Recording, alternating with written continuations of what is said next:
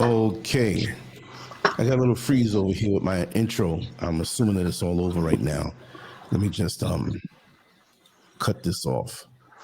And good. Welcome everyone to another episode of the LANCESCURV show podcast, whatever you want to call it, show, talk show, podcast. The main thing is that we're getting the message out. I'm very excited about having our brother on today. On this channel, you have never heard him before, but after today, you'll be craving for more. And it's just something you don't want to miss. And I never asked to share, but just go ahead and share ahead of time. This is something worthwhile. This is something eye-opening. And this is a laid-back conversation like we always have that has always left me begging for more. Yesterday when I was speaking to him, I said, brother, can I just record 5 minutes of this? And he's like, listen, we're going to go on tomorrow. And that tomorrow is today. And I'm glad that it is here. There's a lot to our connection, and this connection that we have is going to just snowball into something even greater. And I'm saying that, so I'm talking some smack. I want to introduce to you our brother Kirk. Brother Kirk.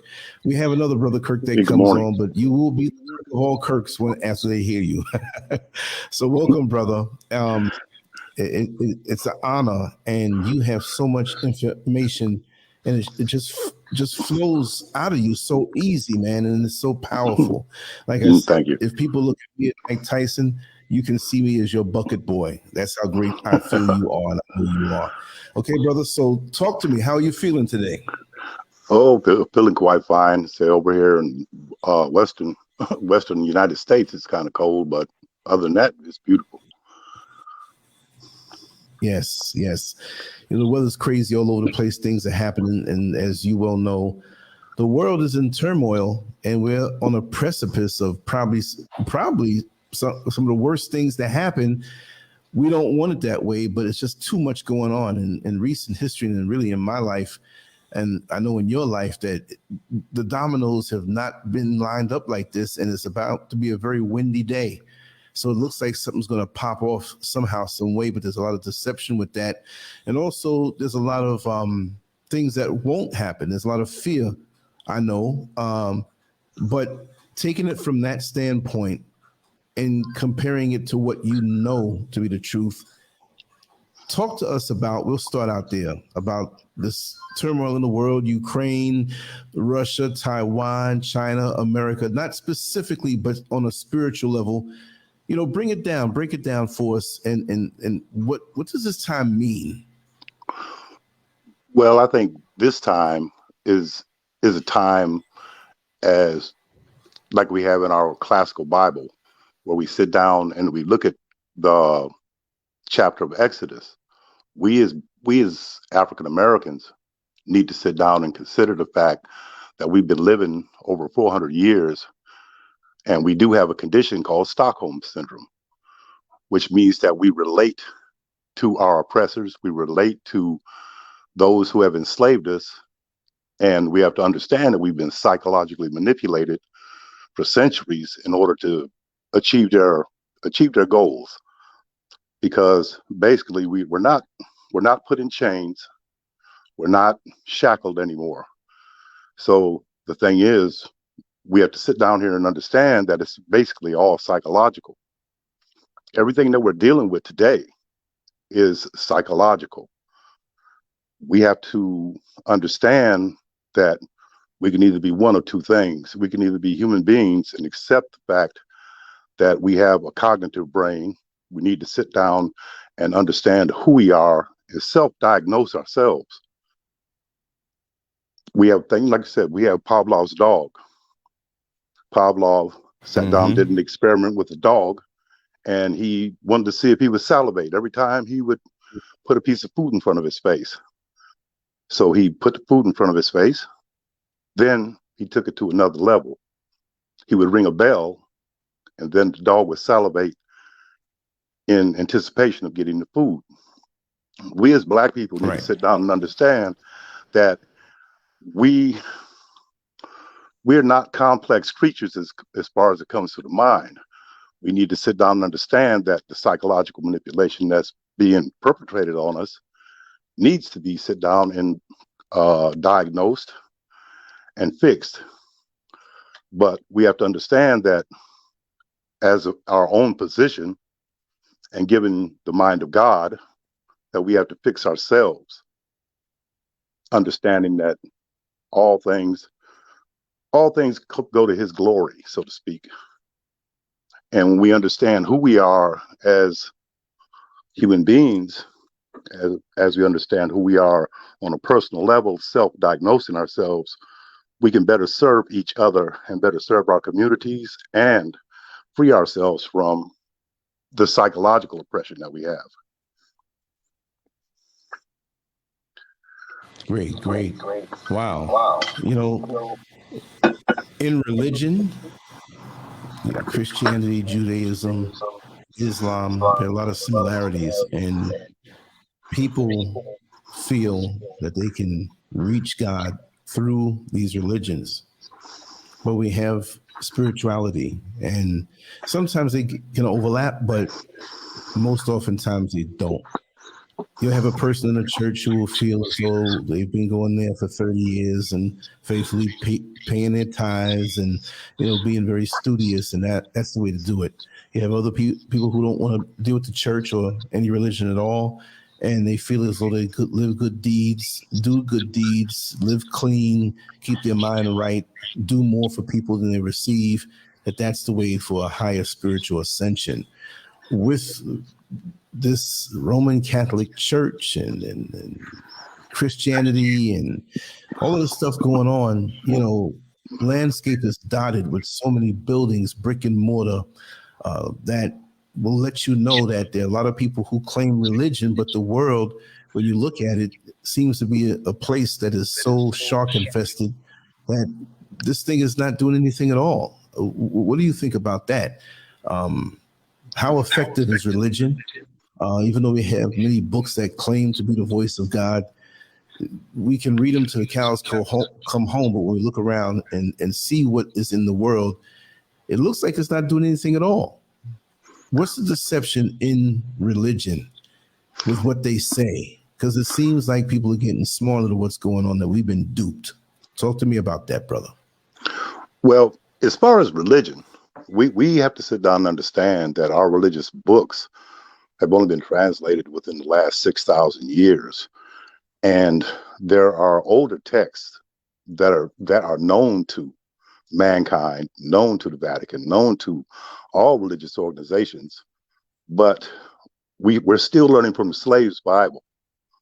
We sit down, we have a condensed version of a Bible that we don't have all of the pieces of the puzzle. Now, in my search for God, you have to understand that we have to go back. And first of all, we know that it was polytheistic. That means that we had multiple gods. But the thing is, it's our obligation to find the one true God. And when we sit down and we go and search for it, we have to read the history that we have in front of us, because the oldest history is Sumerian literature, Sumerian history. And you have a lot of useful sources online. You can go to useful charts and look up the Mesopotamian gods. Now, when you sit down and understand that the story of Abraham and Sarah was told hundreds of thousands of years before the story was ever written in the Bible, but the characters were changed. And when you sit down and understand that they have the three main characters of the Mesopotamian pantheon, you have first, their father's name was Anu. He had two sons. One son was his firstborn. His firstborn son his name was Enki, E-N-K-I. When you sit up and you look up his secondborn son's name is Enlil. That's E-N-L-I-L. Understanding both of their pathologies, we have to understand that the firstborn son was born of a concubine. The secondborn son was born of royal blood. When we sit down and we have read the Bible, and we have the story of Abraham and Sarah, Tamar, Ishmael, Isaac, it's the same story. Basically, you had one that was firstborn that was wise enough to inherit everything, but because of he wasn't of royal blood. The second born child's name was Enlil. Enlil is the God of the Bible, known as Yahweh. And he didn't particularly like his brother because his brother had a little bit more intelligence than he did. And he focused on making the planet for himself. When they came here, Enlil saw the planet and just saw an opportunity. That's where, his brother cast him as, quote, Lucifer, which is not the case. He was just, a little more wily, more intelligent, a little more scientifically advanced than his brother. When we sit down and we look at the conditions of the earth, we know that there was a hominid that was here at the time. Now, you have to go read the stories yourself. And one good resource is the Lost Book of Enki. It tells his side of the story, and it's his autobiography. And all of this is actual history, because basically, when we sit down and we look at all of the texts are basically history. There's nothing that we sit down here. It's your own discernment. It's your own spirit that discerns whether it is truth or it is false. But when you read his autobiography, which was written by a scribe, and at that time, to go outside of their word was punishable by death. So the scribe would be pretty accurate. He would be accurate. And when he told his story, they tell the story of how they came to earth, how they sat down, and what they came to earth for. And it came to a point where he looked at the earth and he said, hey, well, I can have this as my kingdom. That's where we get the stories in the Bible that say, well, Lucifer was cast down to earth. No, he wasn't. He was never cast down to earth. He was here, and he saw that he would never inherit his father's kingdom because he was not a royal blood, similar to our monarchy over in England, which is patterned after their hierarchical societies.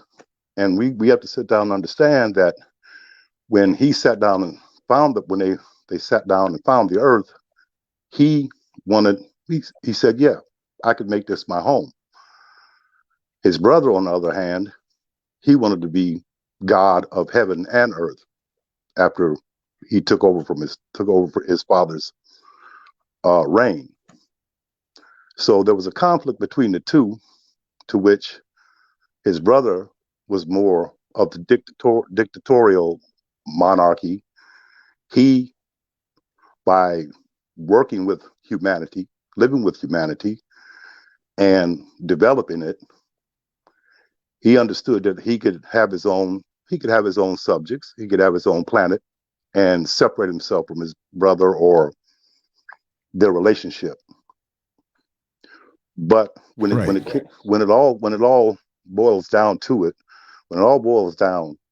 we sit down and we don't understand the fact that the things in the Bible are all allegory and metaphor. And we know, as in the English, in our English way of speaking, that this is a very specific language. And living in Africa, and my wife is from Africa, so therefore we understand that different words can mean more than one thing.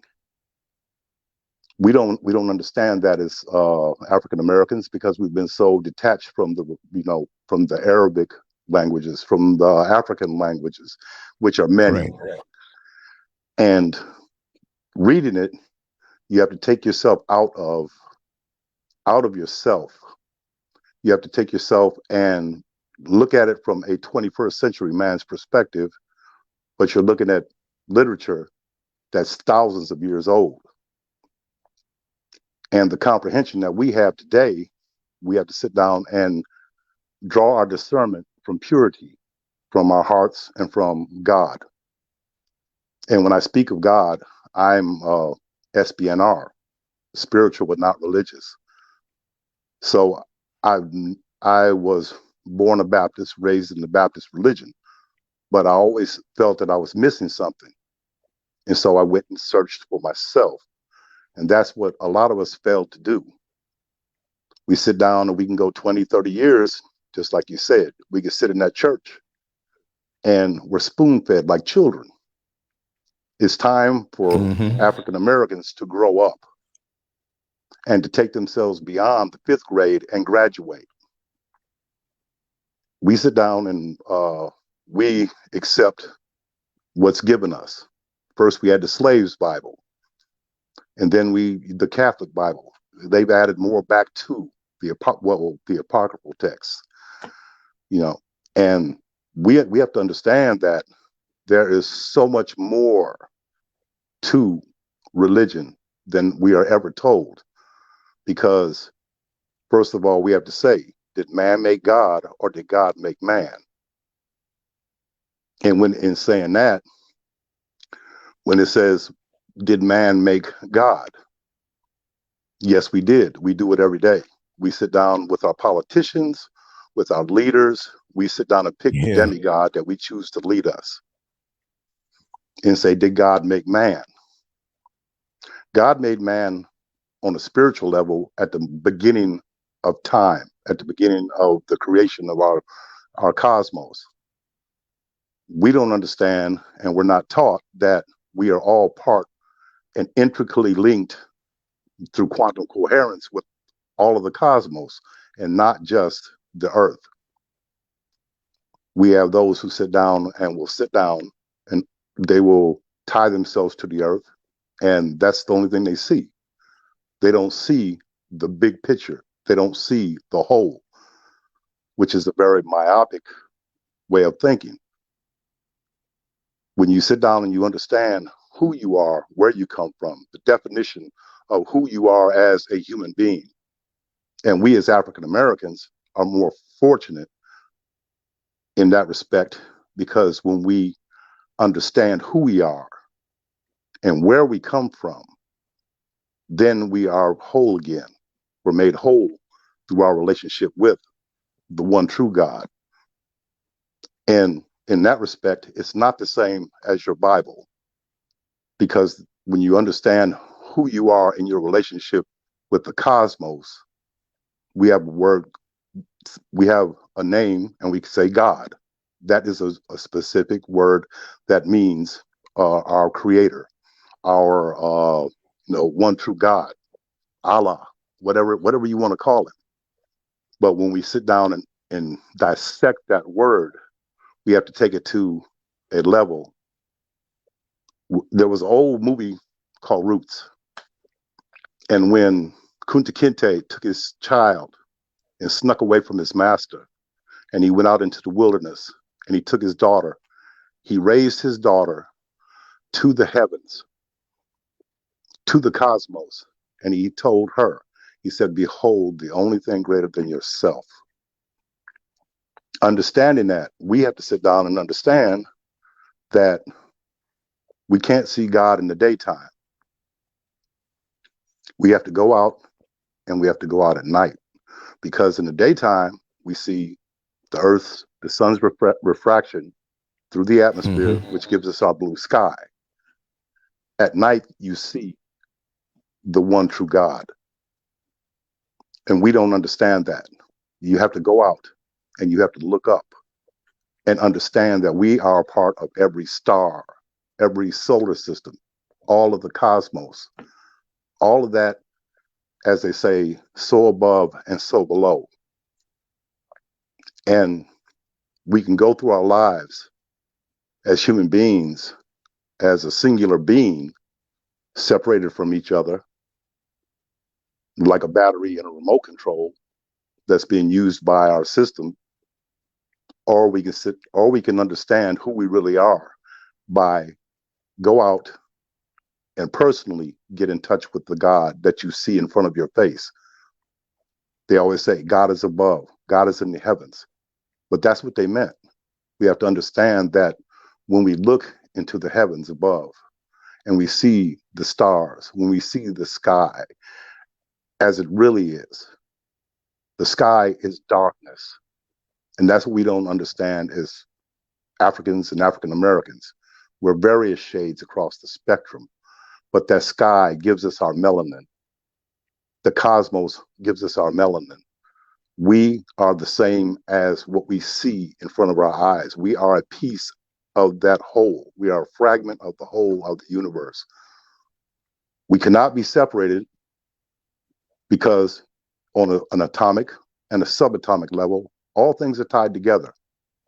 They were all made at that one point, and they're all vibrating at the same frequency.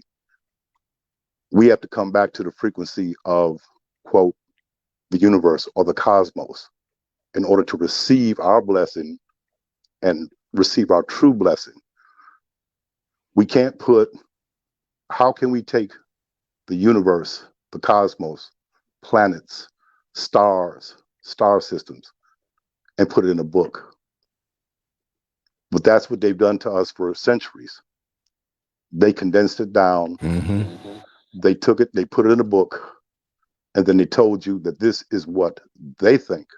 This is how they interpret. We have to understand that all knowledge flows from the cosmos. And by going out at night, you can either choose to be a battery inside of a remote control, or you can choose to break that contact at the top of your head and be connected to the source or the cosmos. Our energy just doesn't flow from our feet to our head. It's supposed to flow from our feet out of our head to the cosmos and back to us. Then the true circuit is connected back to the true God, which doesn't have a name, because how can we say cosmos? It's a descriptive word.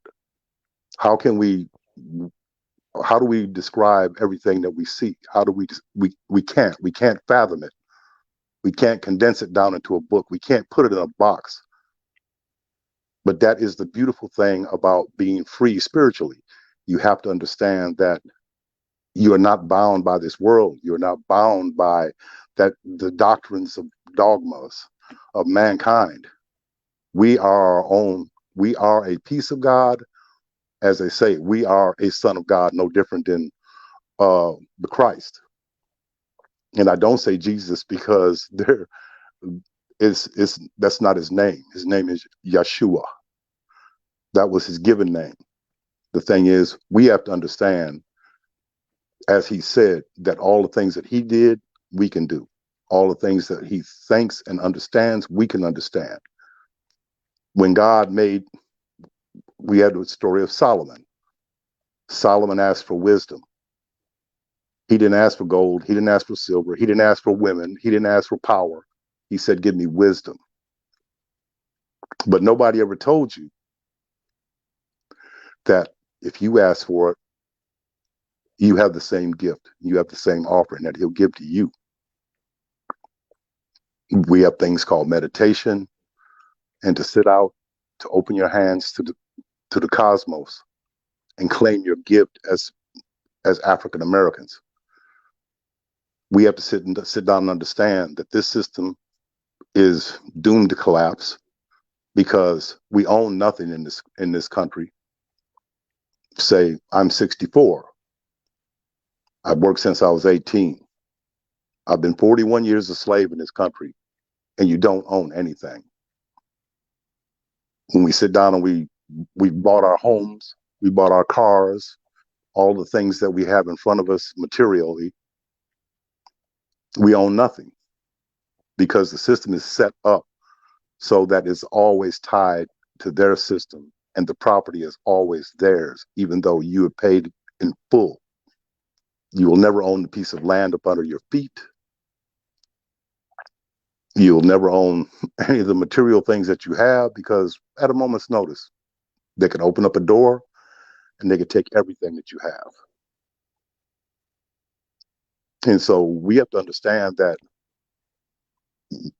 Lance and I, we set up and we've purchased land in Africa.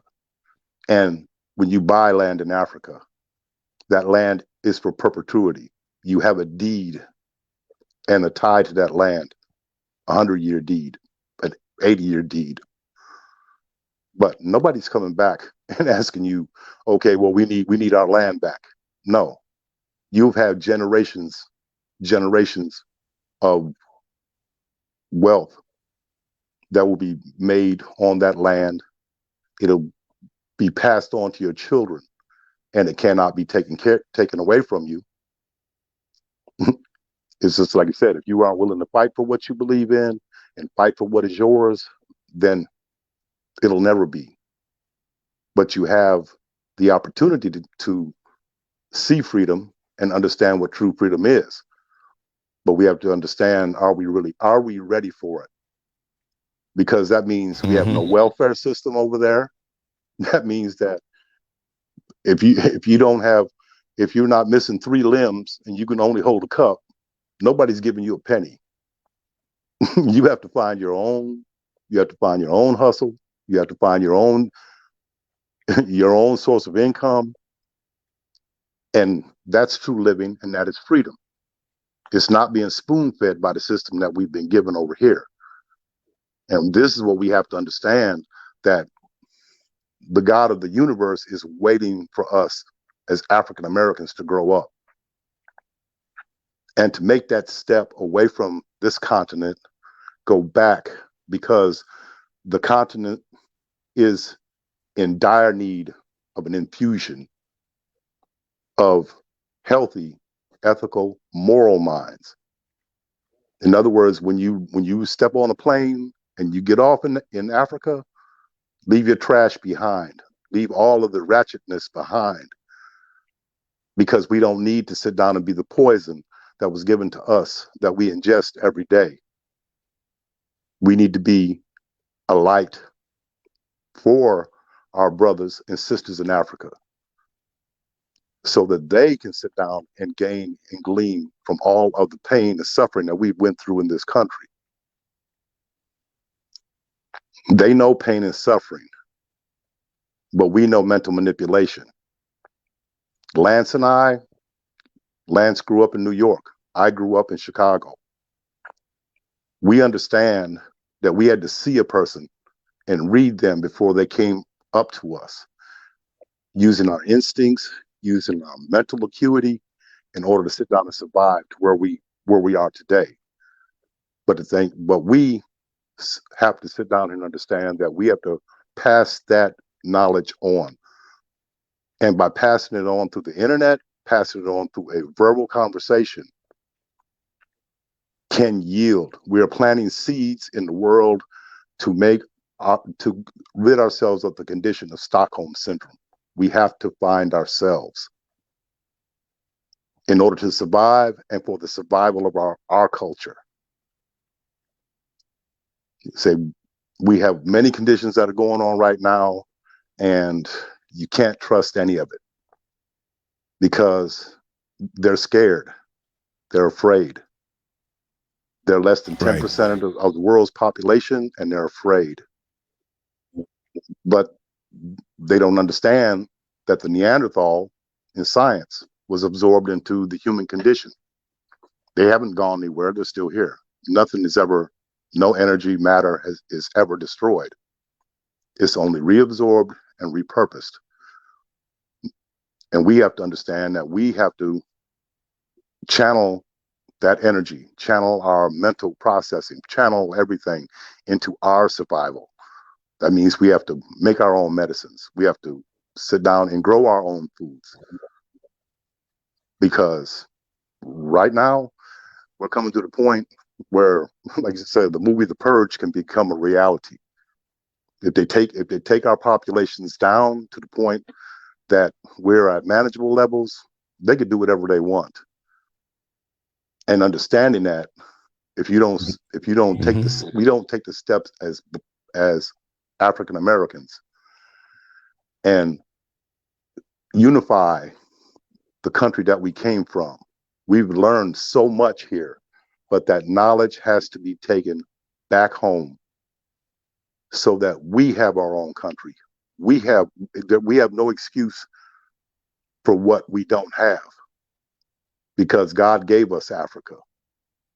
He took us out of there for a season in order for us to see the whole, in order to come back and change the continent and help change the continent into what it's supposed to be.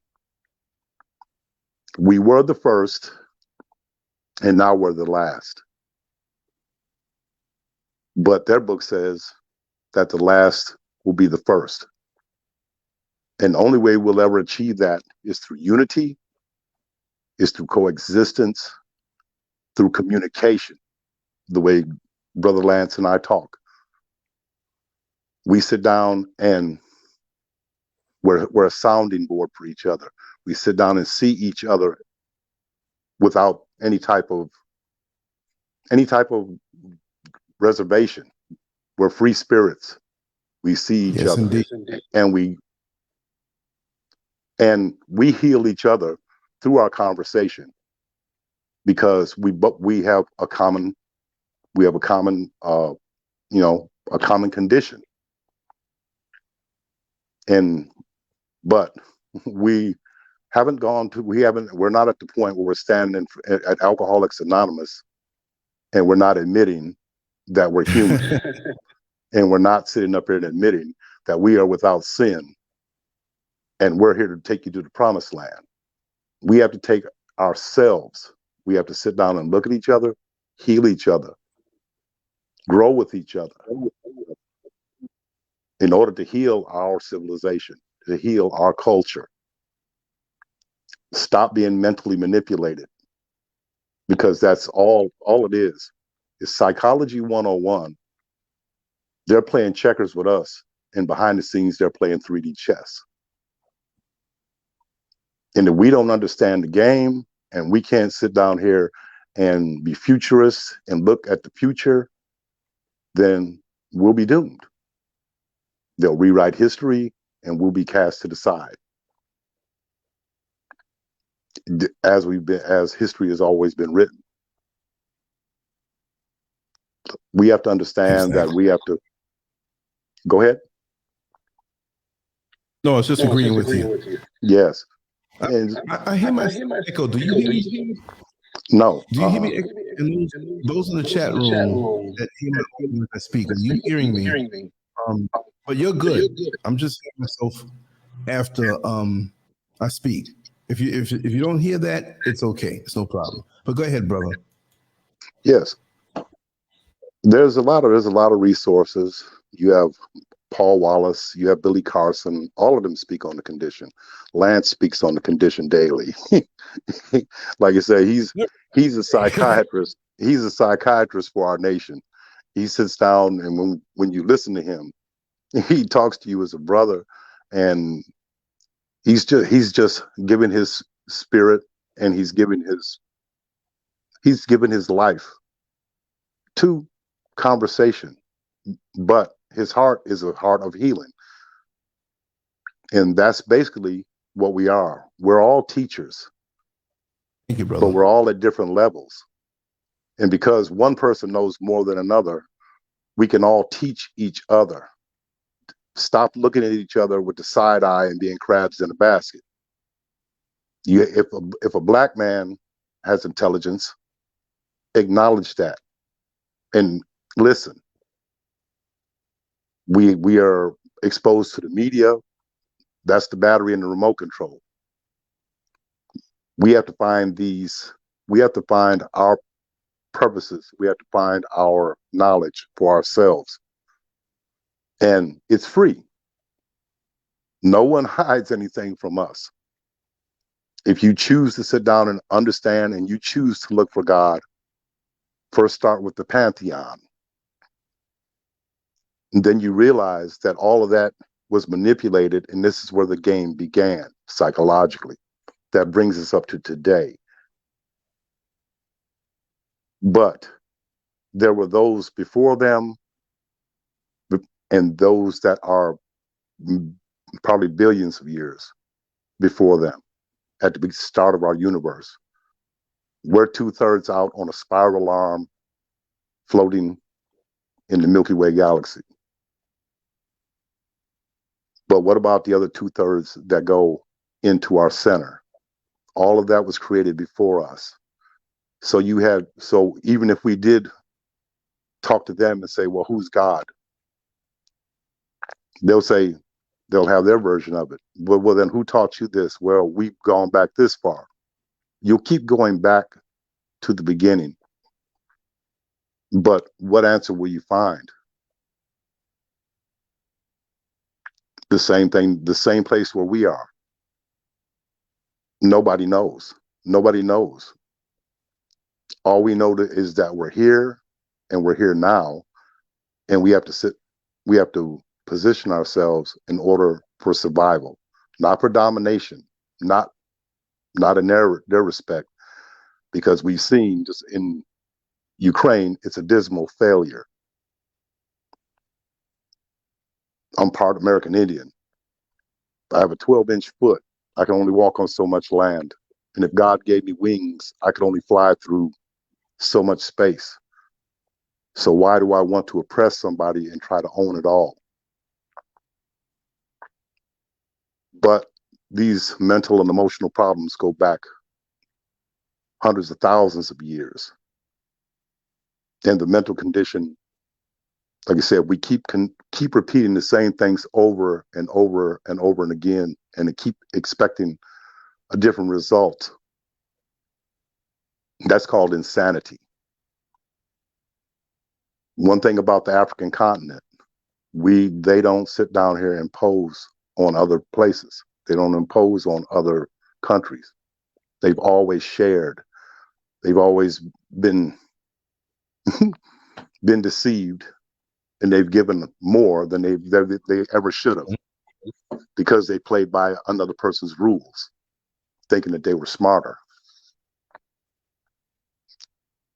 And like I said, we have to sit down and we just have to understand. We have to understand that it's time to wake up. And it's time for us to come out of our sleep, come out of our slumber, and to look for the resources, look for the things that lead you to who you really are. Because once you start taking your first steps as who you really are, then you understand you see the world through the eyes of God. And to my guesstimation, he's not happy, because his children are still children and they haven't grown up. Mm-hmm. Wow.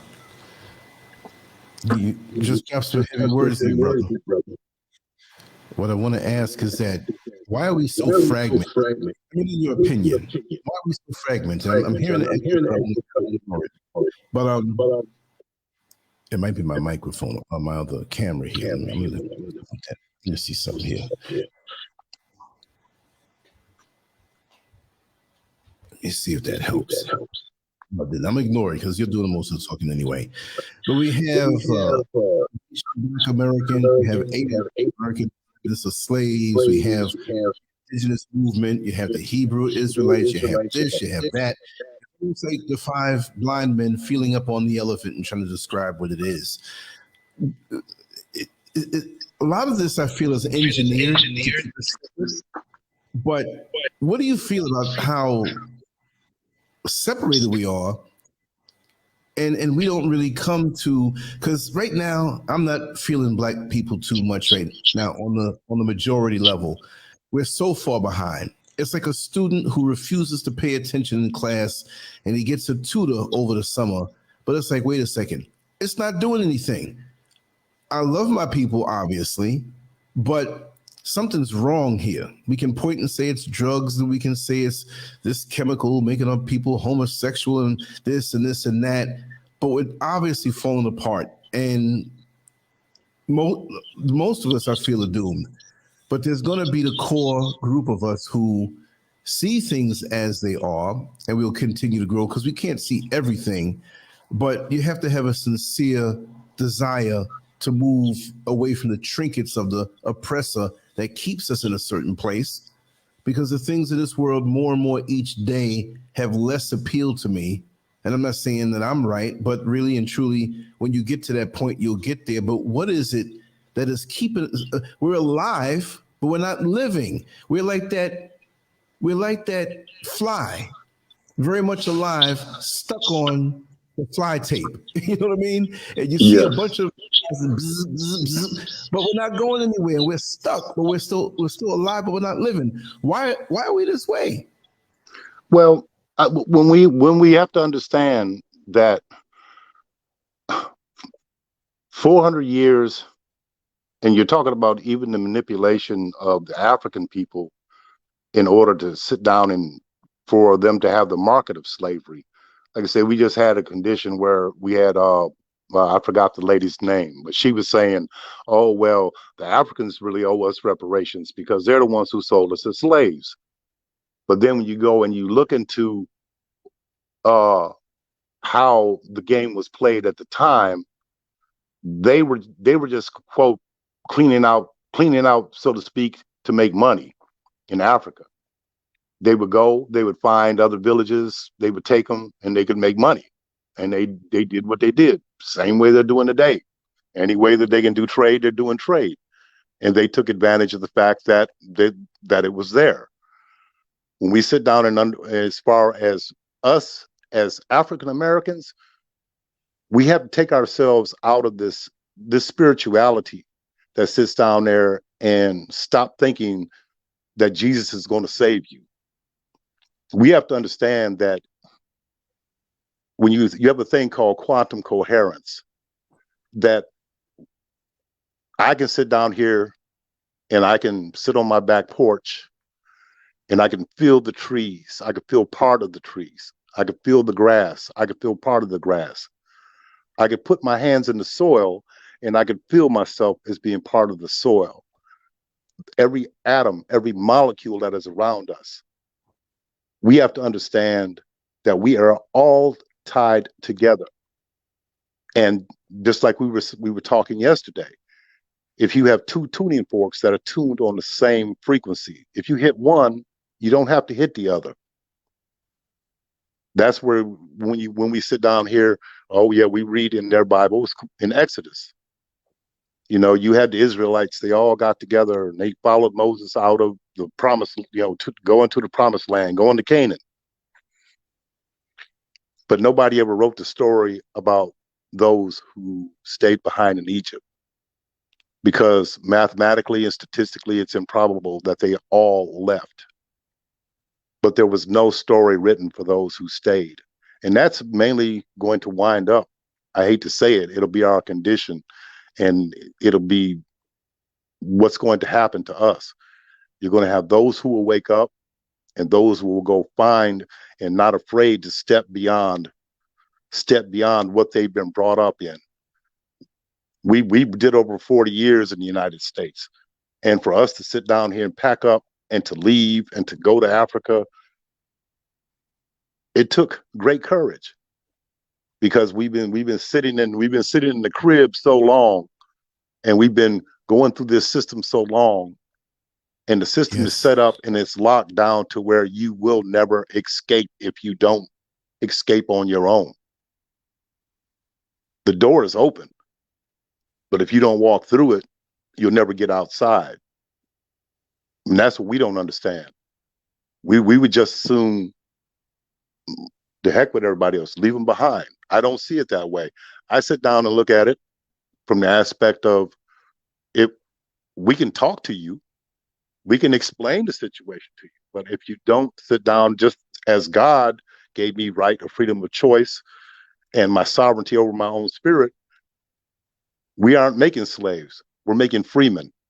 We're sitting down here trying to sit down here and free ourselves from the condition of Stockholm syndrome. Stop relating to the culture. We grew up during a time where we raised our fists proudly. Say it loud. We're Black and we're proud. And we were starting and we were pushing toward that separation back to our cultures. But as time went on, all of the people who were in the struggle, they killed our leaders. They sat down and they changed the narratives. They put people in place that sat down and fed us the media that sat down here and shaped our mentality and what it is today. That we see nothing wrong with what's going on. We see nothing wrong with a little bump and grind because we've debased ourselves to the point of no more than primitive animals, where we should be far beyond them. We should be far beyond them mentally because we gave them knowledge. We gave them power. They didn't do nothing but take the game and flip it. And we fell into it. We fell into it. And living it so long, we have to sit down and understand that it's the same, the time that it takes to sit down here and be indoctrinated into their systems and be indoctrinated into their cultures, that it's going to take that much time for us. But we have to work in peace and in harmony and integrate to the point where we understand that we can't separate ourselves from each other. When we sit down and we club each other upside the head for material gain, I have a saying, what's going to come to you is going to come to you. And what's not given by God, I don't need it. So therefore, I can be satisfied with any condition that I'm in because I know it's only for a season and that time will change, but I have to take action in order to change it into the reality that I see in my own mind. And that's what we don't understand. That's where the fragmentation comes in. We are thinking singularly instead of one thing, if the African continent and African Americans, what didn't we get about their culture? If you oppress one of them, they will come after you all in one unit. They can't sit down here and say, okay, well, I'll attack you on a minute level. No, we have to squash this right here and now in order to maintain and keep control. That's the reason why they go so hard on your channel. That's the reason why they go so hard on channels that sit down here and are trying to cleanse our culture, trying to cleanse our society of these ills because they want us to remain mentally ill. That's the plan. It's simple. Psychology 101. But we don't get it. But if you don't wake up, just like the dinosaur, you can stand up and watch the asteroid and it's over.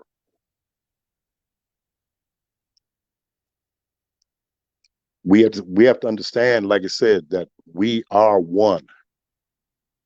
And we were going that way in the 70s and the 80s. But just like Public Enemy said, we're headed for self-destruction because we're worse than we were then. The ratchet behavior that we have and the way they manipulate us is through shaking their butt on TV and saying, no sex, no vote, Yeah, ain't that something? But we have to understand that are you more than that, or is that you? Are you that animal that just responds to the basic instincts of our primitive nature? We don't understand that. We don't understand that, or we just choose to remain blind. I'll put it that way.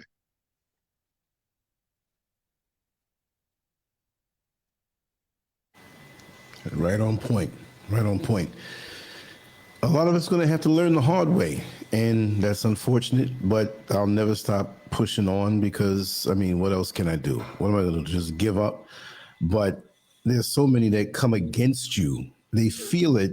They know it. They don't want to deal with it. It seems like for some, ignorance is bliss.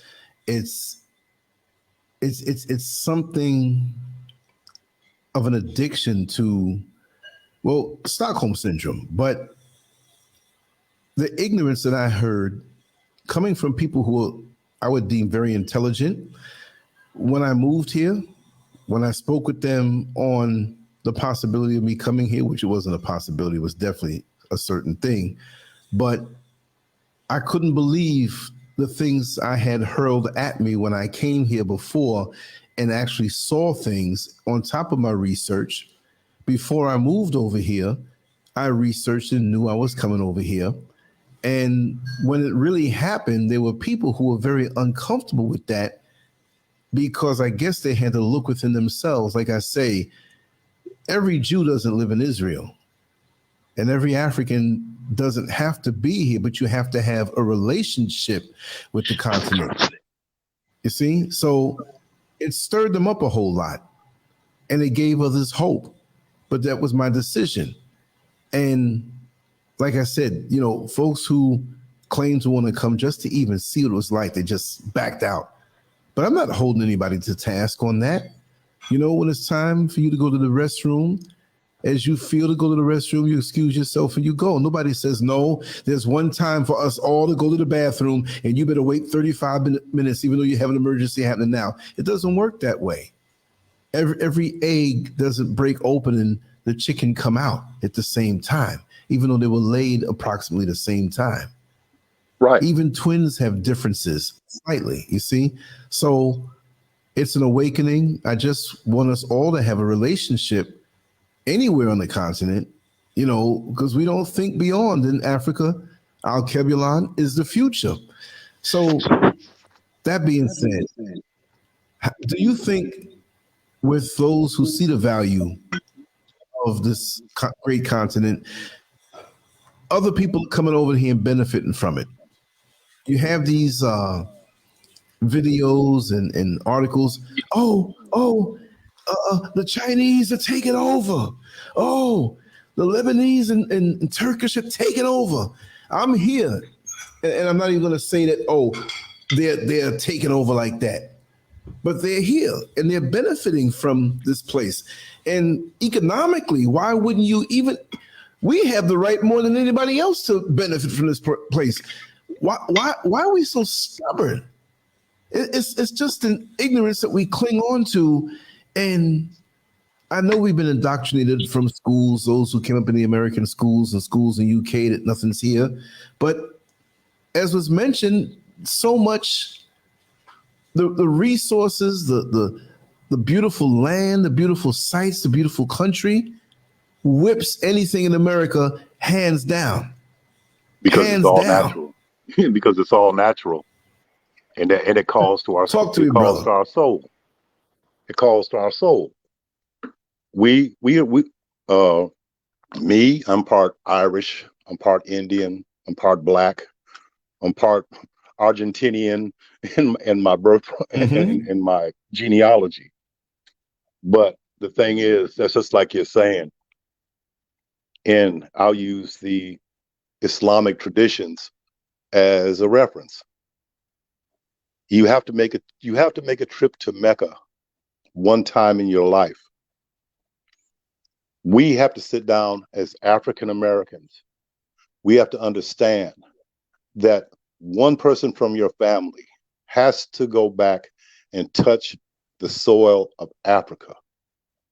Bring back the spirits of your ancestors who died in this country, who toiled to bring you to where we are today, and we're talking on the telephone. And guaranteed, that's just like you're saying, every man is a door. And when we come to that door, we all have a key in our hand. And that's just like when I came to your door, the door was cracked already. And you were like, hey, who is this? And all of a sudden we just sat down and flowed like we were long lost brothers that didn't know each other. For real. And people don't understand that. There are people in this world, through how many different lifetimes have we been around this? Have we been back and forth, up and down, until we learn what we're supposed to learn? And in some respects, I do believe in reincarnation, you know, because when we sit down and talk about ancestral worship, when we talk about our ancestors, the human sequence of DNA is no more than a CD-ROM. All the information from your past, all the information from when we were first created up until now is on you. And your attributes came from all of your foreparents. Everything that makes up you are fragments as we were we were talking about just a minute ago, are fragments of the whole. We as the individual make up our whole family because we carry the legacy of our family. And through our verbal communication, just as I said, we have to leave these stories, even if they're found 1,000 years from now and they find this on the internet, they'll find wisdom in the words that are spoken. And then they can sit down here and possibly grow more from our mistakes. But when we come to a person and you put the key in the door, you knock on the door don't open, and the key doesn't work, then leave the door. Come back later. Give them time to sit down and, give them time to mull over what you say, because sooner or later they'll come to the point where everything you say makes sense if they do the research, if they sit down here and understand that they've been lied to all of their lives. They've been lied to and manipulated and controlled all of their lives just for another person's amusement and narcissism. And just like I said, it's not how do we in 2022 sit down here and you have one man in a country, and this world has gone through war since its inception, since we sat down and been in the game. But how does one man get 100,000 plus people killed, and then they still want to follow this man and go in again, and they know that they're encroaching on another person's land and property? It's unfathomable psychologically for a person who is sane. Because if I can ask you for a gift and then it is given, then we're both at peace. Then we're both harmonious. And if you have a need, come to me. And if I have it, I'll give it. What's so hard about that? Everything that these men that are sitting up here that are controlling all of the world's populations, millions and millions of dollars in the bank, and the insanity of it all, they came in the world naked and they're going to leave, and all of it's going to be on the table. The game's going to be over. That is looking at the world through the eyes of God, and it's like, what in the hell is going on? How can people not wake up? If I had $1 billion, what could I do with $1 billion? What good could I do with $1 billion? Build schools, build hospitals, build universities. Because all of that money will you'll never be able to spend it all. And if it's not put toward a legacy, put your name on it. Build something and put your name on it that you can leave, that betters the Black culture and Black society, that betters all. Because even our cousins, are brainwashed. And a lot of them fell into it. And a lot of them sit down here and they're still into the same age old, if I can be one iota better than you, I'm superior. But going back to what I said at the first, when Kunta Kinte raised his child up to the heavens, and he told her, behold, the only thing greater than yourself. I have no lack of self-confidence. I have no insecurity when it comes to dealing with people. I deal with people from my spirit. I deal with people from my soul. And that's all I have to give to society, and that's all I have to give to humanity. Because when I'm gone, what legacy will I leave? The only legacy that we sit down and leave is the writing on another man's spirit and on their soul in correction and love, peace, and dignity and unity. Let that be my legacy. When I sit down and talk to people that choose to communicate, that choose to sit down and break bread, just let me leave something on your wall and just let the world know that I've been here. And I try to leave it better than I came into the world, because I've been taught by my father to do so, because that's the most precious thing that we can give each other.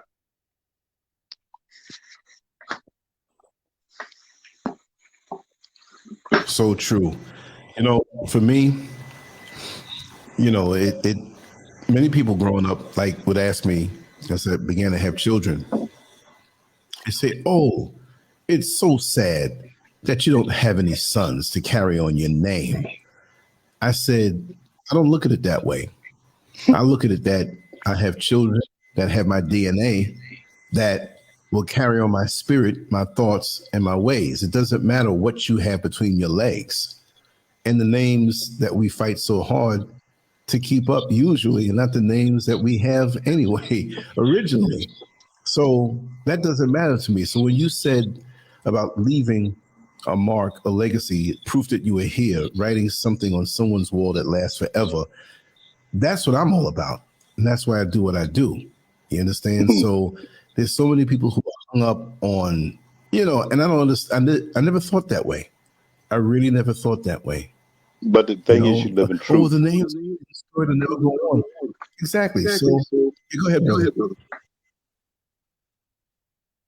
Yeah, like I said, the thing is, you live in truth, and when you, if you give truth, you're not going to lie, and that's what people don't understand.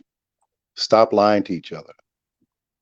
And me, I'm the first one. Is okay. Anything I say, well, I'm always open to constructive criticism. Go research it for yourself, and come back and tell me, correct me. I'm more than happy to sit down and listen. The thing, like I said, just like you're saying, when we sit down and just like you're saying, well, you don't have any male children. Excuse me. Well, over in Africa, it takes a village to raise a child. I was born with my father's last name, but there were many men through my life that shaped me into the man that I am today. My grandfather, God rest his soul, I couldn't have had a better teacher, and I only was with him in the summertime, out of Chicago. But the thing is, it's not. We stop thinking of other people's children as not your own, because when you write on those children's walls, they will carry your spirit on, because they have the same spirit that we all have. That's like I said, stop fragmenting it. We had a lot of what we used to call them, all the old heads that we used to sit down under. And it was like, wow, you know, there were just things that we gleaned from those old heads, because we sat down with our own age and it was like, I'm not really learning too much from them. But those old heads sat down and they dropped pearls of wisdom. They dropped, hey, they shook you up, and they made sure, hey, you know, I like you. I like you. And because I like you, I'm going to give you what I got freely. I remember. Yes. You never wanted to leave them. Yes. It was a barbershop or somewhere. You're young and just hanging on to the conversation. I never wanted to leave them. I was like, man, I want to get more of this. Yeah. You know? Oh, yeah. Oh, yes. And the thing is, like I said, there's many things that lead us to where we are now. And just like I said, I only hope that when I breathe my last breath, I don't have to come back. Just give me another assignment on another planet. You know what I mean? One with less drama. You Like lying. I said, we got Right. we got too many of our own culture sitting down here. It's like old women around the clothesline. It's like I said, you got to come out from around that clothesline and stop acting like you're in high school and hating on each other, and you know, sit down. Like I said, if I say something about somebody, trust and believe. Did you say something? Did you say this? Yeah, I said it. You want to know why? If you're afraid to sit down here and give constructive criticism and it's not constructive, then why are you giving it in the first place? We don't get it. We don't get it.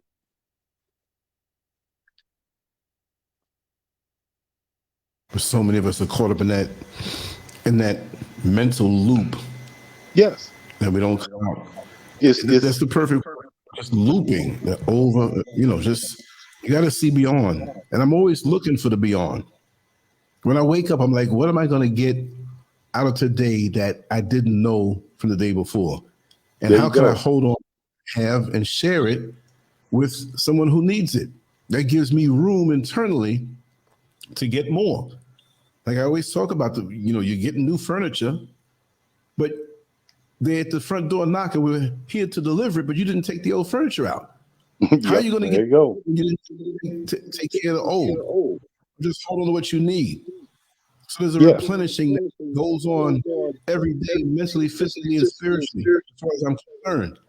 That's how you keep yourself relevant, current, and new. And the creator sees that you have worth and value, and you're doing your job, so you can expect to be here. But if you have no purpose or not fulfilling or even striving to, fulfill your purpose, then what good are you? It's easy to transition. Yes. Because you're not needed. Yes. And the thing is, when you come out of this existence shorthanded, what will it be? What will your condition be after this? Because, we always sit down and when you die, you're going to go to heaven, Well, look up. When you die, you're going to go back to the cosmos. Yeah, true. But if there's a doorway that we walk through and we have to stand accountable, because we don't know. All of these are stories that are told to us. They can sit down and tell you to believe, and they can sit down and tell you that, oh yeah, this is the unwritten, unwrote word of God, blah, blah, blah, blah, blah. Well, from God's mouth to my mouth, we can only ponder our existence after this. Because when it comes time for us to turn that page into another chapter, then we'll know what the rest of the book is going to be about, because it's not over. It's not over after death. I'm a firm believer of that, because how many times have we went through our lives, and how many times have we've done stupid things and it came that close, and it's like, did we die or didn't we die? We don't know. We don't know. But to sit down and question is like, where are we? What's going to happen after we die? I think I'd rather come into the fullness of my death and knowing that I've done everything that I could to change it and make it better. And I just didn't start, like all the old ones, to sit down. It's like, I've done so much dirt, I better straighten out now. But I've been this way all my life. I've had my shortcomings when it came to trying to figure out everything. I've sat down here and I beat myself up, but I always knew that voice inside of my spirit always sat down and put me back at peace and said, it's going to be all right. And as long as I'm taking all of the falsehoods out of my life and replacing them with truth, my spirit becomes lighter. My frequency goes higher. You're self-diagnosing yourself and healing yourself at the same time. And that's what we have to understand. The psychiatrist is already there. You just have to listen and understand the truth. You have to get the truth for yourself, because not even a psychiatrist, they can speak from all the books that they have in front of them. But when you break that tie with the earth and you link yourself with the cosmos, there's nothing that goes on this planet that hasn't been replicated 1 billion times over on any other world that, there's a civilization. There's nothing that is, how different can it be? Because you only have so many variables. And the thing is, like I said, we have to focus on the things that we have to do and change them. We have to sit down here. This is the problem. That's like you were talking about the economic condition of China and all the other countries that are coming in Africa. We have to understand that, what did they do? What did Italy do? What did all these other countries do? Spain. They filed bankruptcy. They filed bankruptcy. Europe absolved their debts. We can look at Haiti, for instance. After the slaves freed themselves, they came back and they said, "Hey, we'll just keep coming back until we exterminate everybody here. But we have a plan for you to get out of this. You pay us reparations." Now, this is the slave master telling the slave, "You pay us reparations. You have to pay for every man, woman, and child that's here. Then you have to sit down here and pay a staple from the French dealing with the Haitians." And they were paying up into the 1900s. They paid them billions of dollars. The Francophone countries in Africa, the same thing. They came. The psychology didn't change. Well, you owe us for this, and they went along with the system. So they say, if you impose a debt on me that's too much, I'll use your system. I'll file bankruptcy, absolve myself, give myself my year of jubilee. And Africa needs to sit down here and wake up. As a singular unit, they all need to go in, just file bankruptcy. But by doing that, you're telling them, we're grown. If you want to deal with us, whatever the current market rate for whatever the product is going, we're looking at the stock market today, and this is what we want for it. And go from there. But just like Zimbabwe is beautiful. They're using their resources.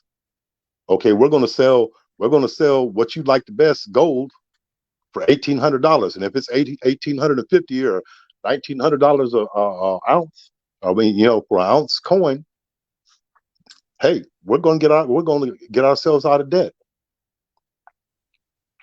The reason why they killed Gaddafi, simple. If they sit down and get out of debt and wipe those slates clean, and they sit down and partner with people who respect them, and sit down and that want to sit down here, be like Japan. Japan, we bombed them into the Stone Age. And where are they at today? They're one of the greatest economic superpowers. But that's only because they sat down and said, "Hey, we got to stop playing checkers." My grandfather always told me, don't complicate things, simplify it. Take it down to its base, and then understand the problem that you have, and then go from there and solve it. Exactly. But it rings a bell in my head. The other day I was reading one of the Ghana news websites. It's very interesting how we have so many similarities here with America in our thinking. And I'm not talking about the good part of America, us, right? Because other than that, I don't know anything else good over there. But they were saying that 70% of everything produced here, 70% goes out to pay out debts. And as of now, the currency of Ghana, believe it or not, is one of the worst performing currencies, not only in Africa, but in the world. And for when I first moved here, which for those who move here, and we all know the American dollar is going to take a fall soon. But while it's still where it is, it's like so powerful because the rate was 5.75, the exchange rate with the Ghana CD and the American dollar. And a little before that, it was at just 5.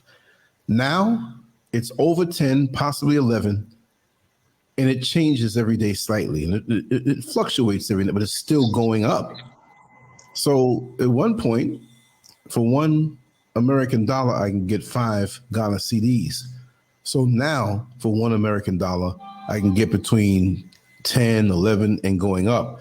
And they predict soon that if this trajectory continues, it'll be $1 American for 25 Ghana CDs. So could you imagine if you work for X amount of money here in Ghana, and you say, okay, I'm getting paid 5 CDs an hour. I'm just making this up because I don't know a lot of these rates. And then you find yourself 2 years later, you're getting the same 5, but the exchange rate changed, so you're really getting half compared to the American dollar. So this is why there's a desperation, not where I see people going into crime, because with religion, I always joke, and especially Christianity, that's one good thing about religion over here in Ghana, is because everybody's scared of going to hell. They're not going to knock you over the head, but they will swindle you or, kind of raise the price when they see you coming as an Abruni, as a foreigner or a white man. But that being said, there's so much here, so many resources and so many angles and creative ways, but many don't see it. That regardless as to what the money says in their system, you can create your own system and use the world as your customers. Use what you got to get more. So what is it that you have? They have so much gold, so much cocoa, so much bauxite, different things, but collectively they need to get together more. Big companies are coming in from other places and extracting things and setting things up, because this will be in a short few years the South Beach of the world. Like they say South Beach in Miami, and they say, man, you got the beaches, you got the attractions, you got all of this stuff. I'm probably in my family lineage one of the ones that look back and say, I'm so glad that you moved over there and got yourself in position. But a lot of people here just don't know what they have, just like a lot of our brothers and sisters in America don't know what they have. And if you just let go of the things you're addicted to, whether it's the constant upkeep with your hair or striving for that luxury vehicle when you don't need it. And I'm here and free because I've stripped myself personally of so much, and I'm happy that I did. So I don't have those pressures from within anymore. I'm like that little 7 or 6-year-old boy I used to be. I didn't know nothing about no mortgage. I wanted to go outside and play. So when you wake up every day, it's like, what do I want to do? I want to have fun today. Let me go here. Let me go there. That kind of freedom, trust me, family, you can't whip it. Whether you desire to come here or not, it may be somewhere else, but get out of that place. And when you come out, you'll realize, like when you come out of a hot restaurant and you come outside and say, man, the food was good, but it feels so much better out here. You know what I mean? But you have to make the trek to know. Yeah, definitely. And that's the whole thing. When we were young and we were in our parents' home and we didn't realize that we were rich and everything that was given to us for free. Right. When we finally stepped out, we understood it's like, okay, well, nothing's going to be given anymore. I have to do it for myself. But then once we got out and we learned, it's like, oh, well, this isn't too bad. I have freedom. I can do whatever I want to do, but it comes with a cost. We have to understand that. How many times in our lives, majority of Black people are nomadic, and we move from pillar to post and on, you know, around, and never establish roots. The thing is, it's time for us to establish those roots, but to sit down here and like I said, the white man laughed at the Black Panther movie. Oh, Wakanda. Oh my God. Oh. But they forgot that Africa used to be Wakanda. But there was no America before there was America.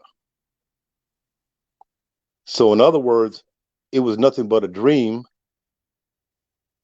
and it was nothing but an illusion at one time. They just, okay, we're going to name it America. Well, the same thing with that ideology and the philosophies that are coming along with these movies. Use that and understand how you want your civilizations to be. Yes, move away from fossil fuels. You see what's going on in Ukraine. Oh, we'll cut the gas off on you. They're going to cut the gas off on all of Europe. Oh, and before the war, we never even knew that we were buying 50% of our oil from Russia. I thought we were always buying from the Saudis. And now the Saudis are coming back. They're going like, okay, well, well, sorry, but the price is going to have to go up. Seems to me you're losing at the economic game because everybody seems to have you behind the 8 ball. And like I said, our economies and everything is controlled by those aspects. Because we don't even realize it. We don't even realize it. And see, that's called complacency. You know, that's called complacency.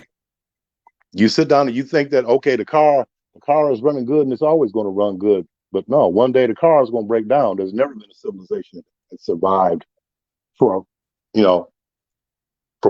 perpetuity. There's never been.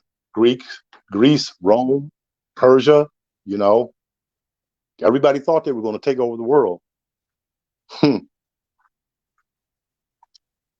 Say it's not too much to handle.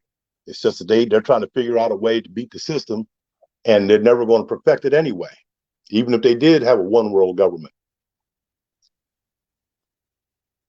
And like you mentioned before, it's a cyclical thing that these empires or superpowers, they don't last forever. So you know that our time is coming. Talk to me about that. Well, it's just like you're saying. All these things, everything is cyclical. There's nothing, I don't care. In history is one of the most interesting things that we can get into, because I don't care whether you sit down and you can go into the Bible, you can go into a Sumerian text, you can sit down and you can come all the way to 2022. All of it is psychology. It's man putting to paper what he's thinking. And we don't understand the fact that it's all been written before.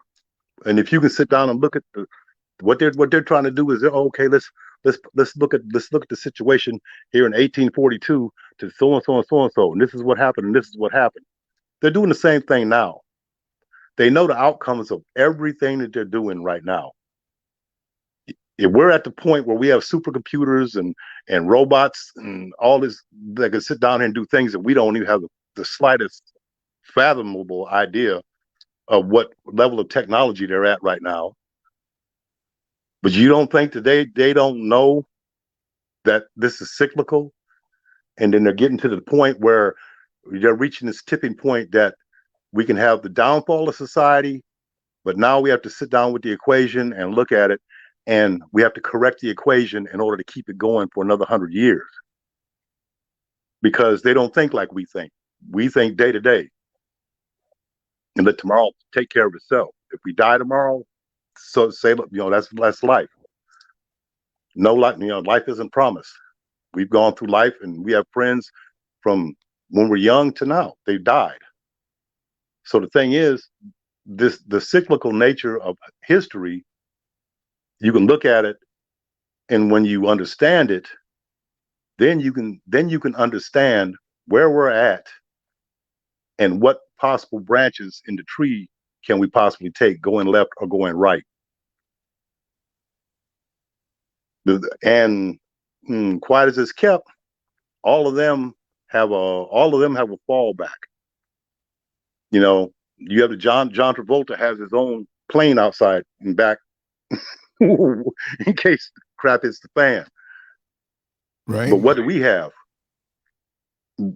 I mean, what does the average African American, what does the average American have? They have nothing. And whatever condition that they're stuck in, they're just going to be stuck, survive or pass or fail. That's up to the cosmos.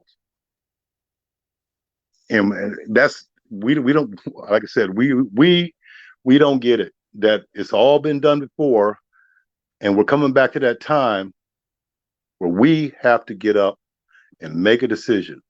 Do you want to fall with it, or do you want to have a new birth and try and shape a place that's burgeoning, that is back in its infancy, and bring it back into its adolescence, and bring it the right way back bring it into a corrected version of what it used to be. Show them how it's supposed to be done. That's what we as African Americans and as Africans have to do. We have to squash all these wars. We have to sit down and, what do you have? What don't I have? What don't I have, and what do you have? And we have to sit down and, like you said, that open trade policy that they have with the ECOWAS, they should have done it. Like I said, it's you can't look at the past. That's now. But if they open it up, free trade, no, these Africa without borders. As long as you as long as you are living on the continent, you can just migrate from one place to the other. They'll grow. If they stop allowing the Western and the Europeans to tell them what they can plant, what they can't plant, because they're using Africa as no more than a satellite, just like they use every state in the United States. They pay farmers not to grow this. But over there, who gets the money, and what is that resource being used for? If that resource is being used properly, you shouldn't have to worry about hospitalization. You shouldn't have to worry about schools. Yeah, it's just like I told you the story. My 7-year-old son is with my wife, and they're riding in a taxi. And he looks at his mother and says, "Mom, there are more churches in this country than there are schools." But he's lived 7 years in the United States, and he sees the difference between the parallels between the two. Education is paramount. And you have to have an adequate learning system, void of, like I said, you can have the indoctrination. Yes, love your people, Africa as a whole. But in order to sit down and have these children go to the next level, they're going to have to come out of the old ways of thinking. Teach history as it is, not his story. Teach the truth. Yes, we sold the African Americans into slavery, and we didn't understand that they were treated that way, because we were displaced 5,000 miles away, and those who came back told us of the horror stories that were going on over there. And did they have guilt? I would think if you were human, you would have guilt. The conditions that we went through. But understand one thing, that even the African people were going through the same thing over in Africa, because they were subjugated psychologically by the Western and the European powers. Nobody is coming to give you education. Nobody is coming to sit down and teach you how to play the game, because they know if you play the game, they know that they will excel to the point whereas Africa will become the #1 superpower again. But we have to come to that. But we have to put all of the infrastructure in place in order to bring that back about. We can't, like I said, they can't allow that. If they control you economically and they have you psychologically locked into that system, that I have to have this dollar in order to do this, they pretty much, they'll never have to put a chain around your neck or a shackle on your ankles, because you'll move in the system the way the system is created.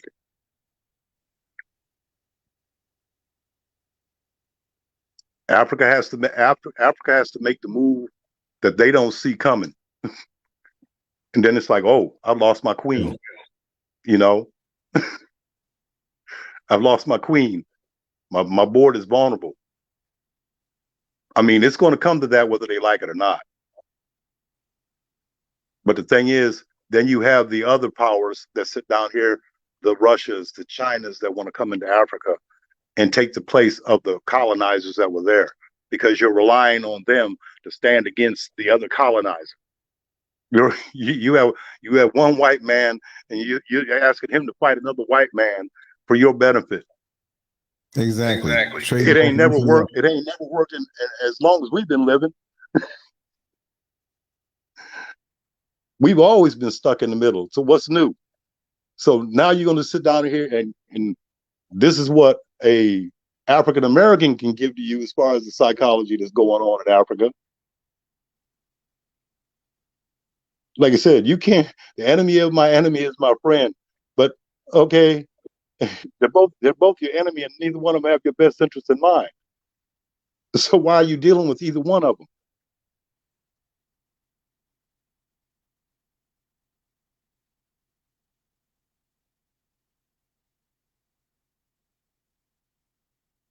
You good? Yeah. Pause a little bit. Okay. Well, something is going to have to happen, because, like I said, especially the next few weeks, the next few months, there's just too many points and places on this earth that's just right on the edge, and the mentality, and the desperation, and the fear, and the sense of hopelessness that I do feel that there's something feeding off of that.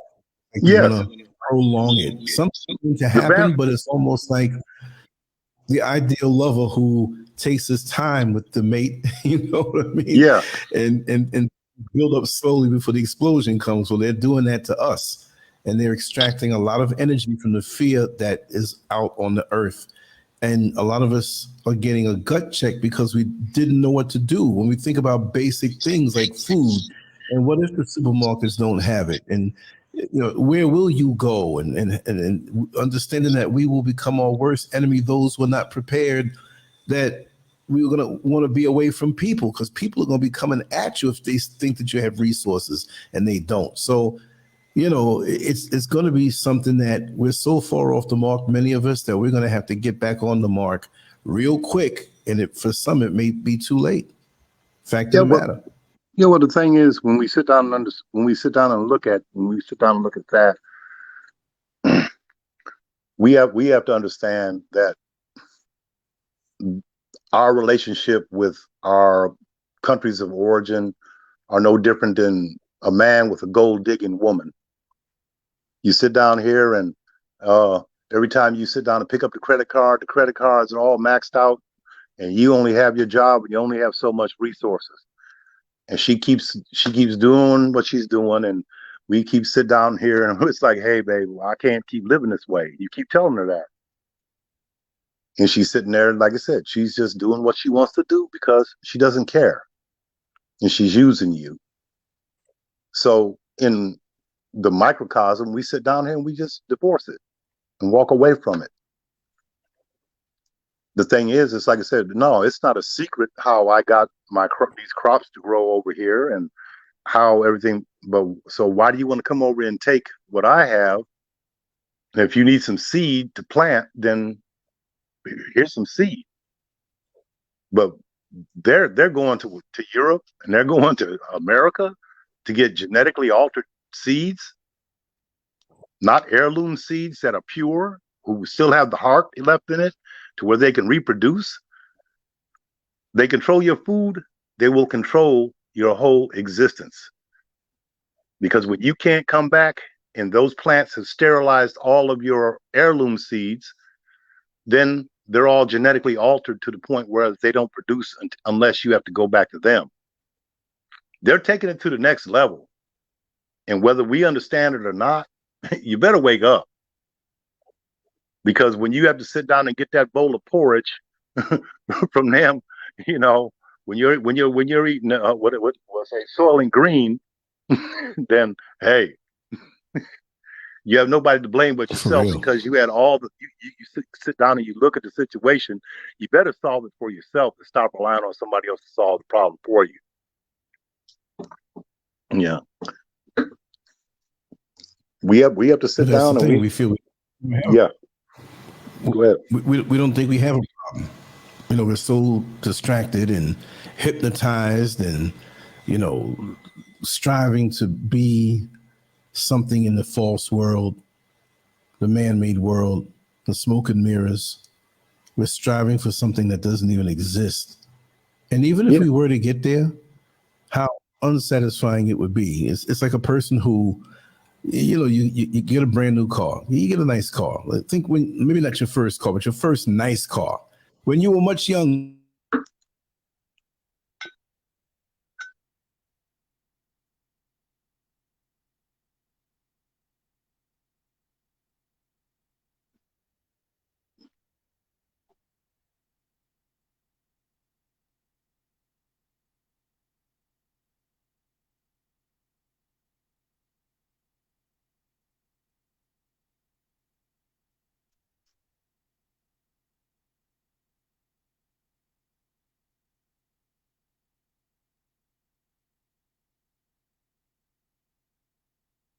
Okay, I think it cut off.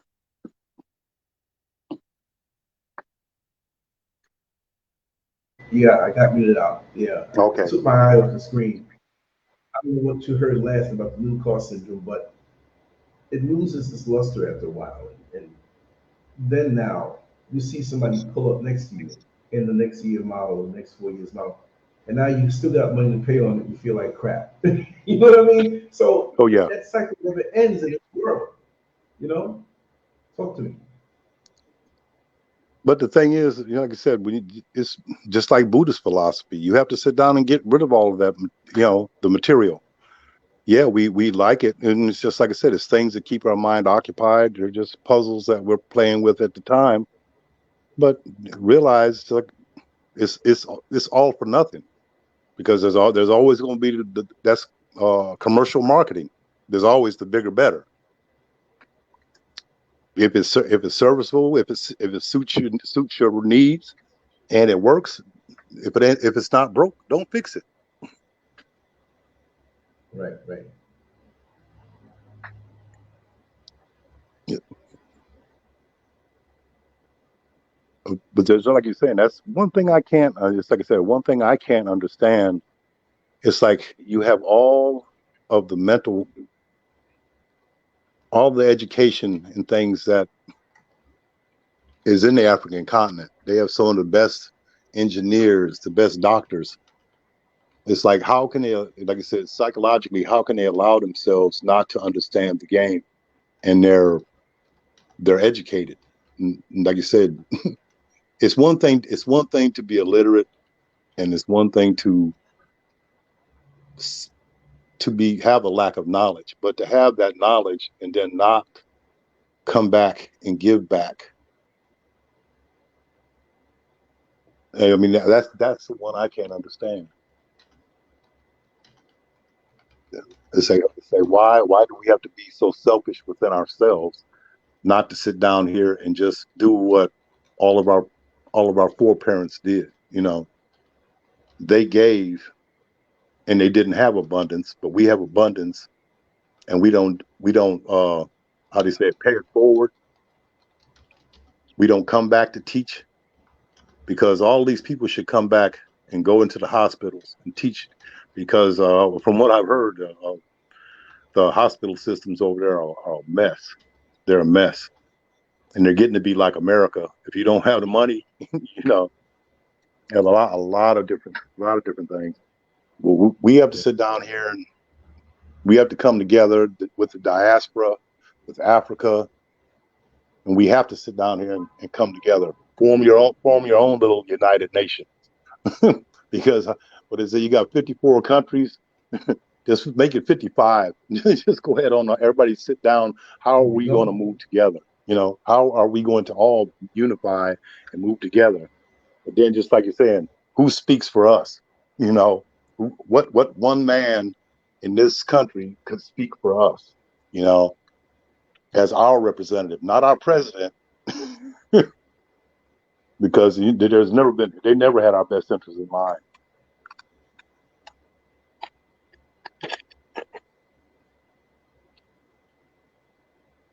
But we don't learn. That's like, it's a 4-year spell.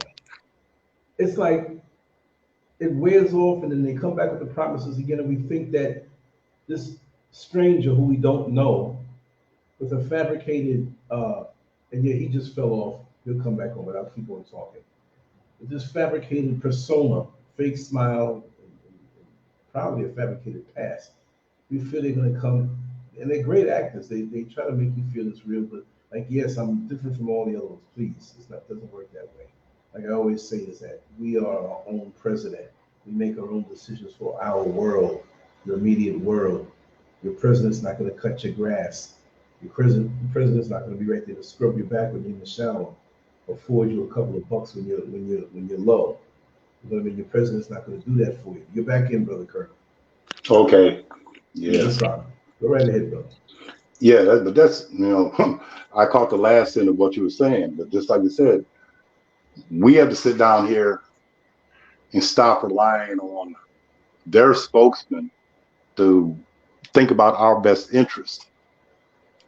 And we have to sit down here, like even in Ghana, those of the diaspora need to come together and bring proposals, become part of the governmental systems over there, and address the problems that they have. Because if you're coming in love, and you're not looking for something for yourself, and you're looking for something that's going to better the whole, then you have something. Like I said, once you understand that the material things of this world will pass away, as it says, then understand that, stop looking for something from it. Look for something that's going to benefit generations down the road, and keep to that. Take the poison that has been given, and create your own cure. We have, like I said, we have to unify. We have to pull everything together in order to sit down here and form our own perfect union, because theirs is imperfect and we're not even included.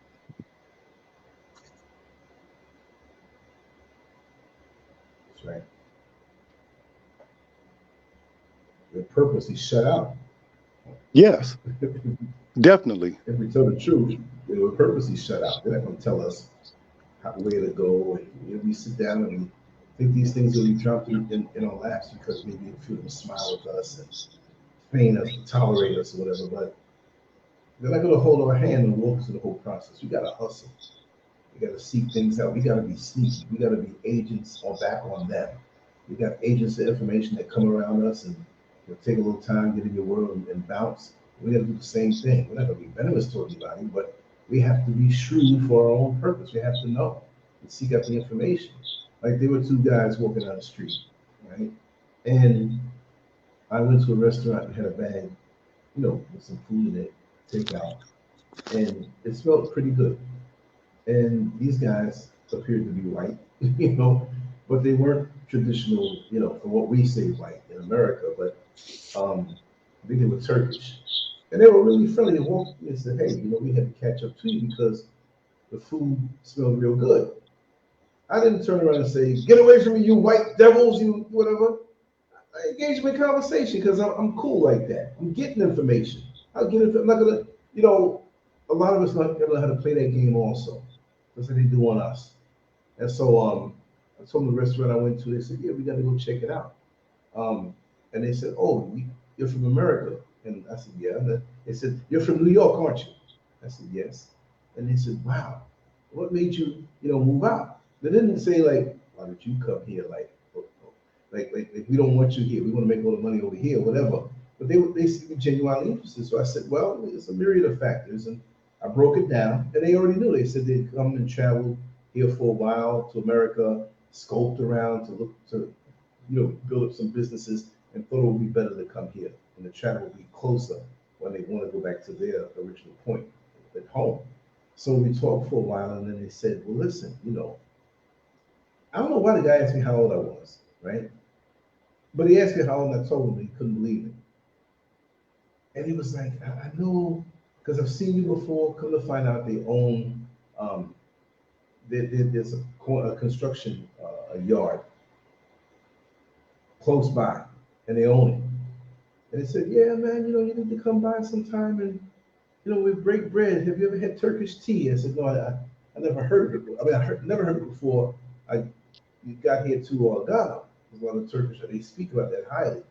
You know, I didn't go on thinking, oh, you're going to drug me or whatever, but I heard about it a lot. They said, oh, man, it's the best. You know, sometime at the end of our day, you know, we kind of make up some nice tea and drink it, you know, put a little sweetener in it and drink it. I said, yeah, I'll be glad to. The guy's traveling, whatever. So they're embracing me. I'm not a coon. I'm going to get some information that can possibly help anyone who's coming here to open up a business. They got a huge yard over there, a huge place, and they're dressed regular, and they're happy as can be.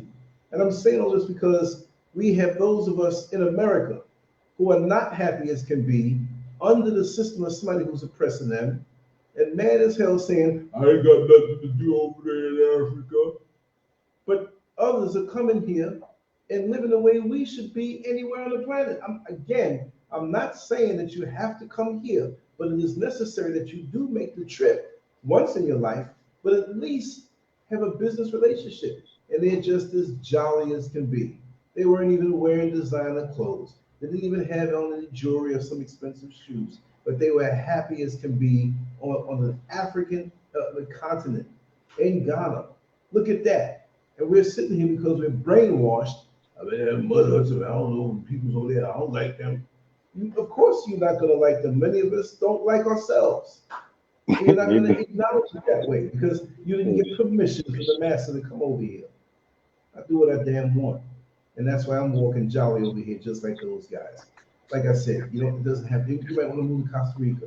You might want to move to Brazil. You might want to move to anywhere in the world. Don't even matter who's there. You might want to go to Vietnam. I was in different places and the cost of living is good. And it's near somewhere warm. I'm like, man, this world is big. And we're sitting here getting stressed out in this system that really rears its ugly head in the United States. And we die early and never know what it's really like. Yeah, we can intoxicate ourselves in drugs or alcohol or crazy sex. But to have that pure feeling when you wake up, look over the mountains, and there's nothing on you that you have to do, and no oppressor on your back, man, shoot. I can kick myself. I would have moved here 40 years ago if I knew it. Yeah, you know it. I might have had 200 sons by this time, but you know it. Yeah, for real. It's a beautiful thing. Say, but that's what just like you're saying. But that's your legacy. You're giving something to the continent, along with the rest of the bloggers, the YouTube, you know, everybody that streams on the internet, that's living over there firsthand and understands what it's like and sharing. Like I said, that's the only way we're going to sit down here. We have to help our brothers and sisters psychoanalyze themselves in order to be able to step out. And just like you said, it doesn't have to be Africa, but it comes a time when you leave that person that you're in a bad relationship with, and they have to look in the mirror at themselves. And that's the only way they're going to find self-correction. And they're going to have to deal on their own, because they have to be cut off, because they've been getting it. They've been getting it so long. They've been getting all the perks so long that they think that it's never going to change. I mean, and it's insanity to sit down here and it's, oh, well, if you won't give me what I want, I'll blow your country up. I mean, that's their mentality. It's insanity. It's insanity to have to live in those psychological conditions and not separate yourself from it. That's what we don't understand. It's insanity to live in these conditions psychologically and not knowing whether or not they're going to blow each other up, but you're complacent to the point whereas, oh, well, it's life. And when you got a place to go. Right. Exactly. And I bet you a lot of these people that, you know, that are around us that don't look like us, but they're extracting our talents and our abilities and our resources. When crap hits the fan, they will go back to where they came from. Oh, yeah. Right? And I'm not saying like, well, some of us don't know. They say, well, I was born here. Shouldn't I have something here? You know, and those who are in the alphabet groups that want to rag anybody who has a connection through actual lineage to Africa, look, then go ahead and fight those who took your land. You talk a lot of stuff against me or people who have my ideology, but you fail to see that we are all the same, we're all one. The enemy sees us all as one, and we're fighting against each other, wasting energy. We should turn around and focus our energies collectively to rise ourselves, no matter where we are. But we're bickering, and this is how the government uses social media and gets their little agents who are charismatic to start groups and make them, and we go after people, and then it's this binge, purge, rush. You know, we get this rush when we go after, we feel good after we beat our chest and we talk somebody down, or we outlast somebody in an argument, and you haven't done a damn thing for yourself in your personal life, and you even made yourself and your eyes crusty, like when you wake up having a bad flu and you can't even open up your eyes, your eyelashes are stuck with the boogers in your eye, and you gotta use your finger to pull your eye open. You're getting blind, more and more blind, and you can't see. So if you're really about saying you're indigenous or ADOS or FBA, then go get your tanks together and get your military together and fight the ones who have the land that you say you claim to have. But your paid informants, information collectors, and charismatic YouTube people who are subsidized by the government so that we can forget the ultimate prize, because it's just like a pickpocket that doesn't work alone. He may scream out, somebody else may scream out, "Get your hands out my pocket!" Just like on the Malcolm X movie. And everybody turn and look away. And the real pickpocket is pulling all out of your pocket while you look and get distracted. So we have these YouTube groups where it's like that person distracting us, where Africa is the future. Yeah. You ain't got, and you say you have nothing in, or there's nothing in Africa for you, but you can't use your cell phone if it wasn't for Africa. There's a lot of foods that come from Africa and go through other places, but they'll put on theirs from the other place. There's so much food here. I can't believe how when they show Africa, they show us over here hungry. When there's so much food, so much food. I mean, you know, I went up to my property with my backyard. There's so much fruits and so much things growing up there. I was like, God dog. I brought 2 shopping bags full of stuff from up there and left the rest. And folks like, man, that stuff is going to spoil. But I say, it's going to come back again next year. Yep. So much over here. They don't want you to know. They don't want you to know. What they say, you're living in the Garden of Eden and they aren't even locking you out. That's Right. crazy. That is crazy. It's like it's saying, well, if you know what the Garden of Eden is, And you always sat down and oh yeah, oh wow, if I could have only lived in the Garden of Eden. But then when we sit down here and think about it, you're over here on Mr. Charlie's property, and you got a homeowners association, and you go out to put a garden in the backyard. And they go like, no, no, no, no, no. You can't. You can, no, no, no. You can only have grass, and it has to be 1.5 inches tall, or uniform front to back, And it's something. and and nobody sees anything wrong with that picture. You're not a cow, and you can't eat grass. But then you sit down and try to take it upon yourself to go plant a garden in your backyard. They don't want you to take a penny out of their stores. Because as long as you can't grow and as long as you can't plant what you want to plant, you are going to go to your local Piggly Wiggly or wherever the heck, whatever store you're talking about, and you're going to give them your dollar.